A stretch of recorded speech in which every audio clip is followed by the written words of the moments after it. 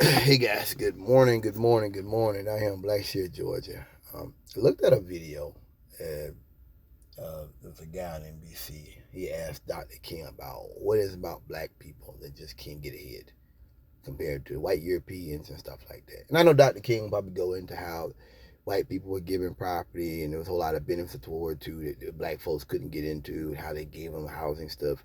I won't even get into that. I should. We should get into that one day. You've got to understand when we talk about black people that there was a code of laws restraining us or restraining white people for how they dealt with us. You have to understand that black folks couldn't even own homes in a lot of areas for a long time. Redlining, how you couldn't get housing in certain, you couldn't get in certain areas. How that was a pattern and practice by the banks. Housing covenants where white people could not sell homes to black people. Um, you know, as I get older, the one thing I've learned is the importance of owning things.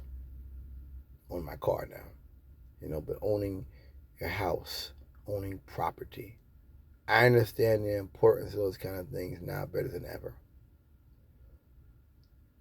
And if you're saying that these people couldn't own property, couldn't own things, or predatory loans, predatory stuff, in my mama's lifetime. White folks like to talk about slavery and oh, it's so long ago, get over it. That's my mama's lifetime. So what you're really talking about is a generation of black people that have been left behind.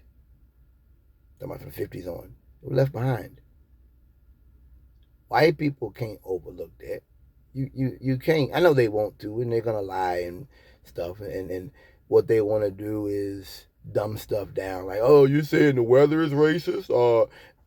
I know they're gonna do stuff like, not talking to them kind of white people. They're nothing for them. But when you talk about having a pop, oh, and they killed off all our blacks that had businesses. We had Black Wall Street. What happened to white people? You killed them. You bombed that town. Rosewood, Florida. You killed all the blacks down there, and we had our own communities, Overtown, Miami, and Cherry and Charlotte. They ruined all that stuff. Look up urban renewal. So we lost. That's how they built their bypass highways and shopping malls off of what black people had. So when you're telling a black man that why can't y'all make it and why can't y'all get anywhere, it's because he wasn't given opportunities.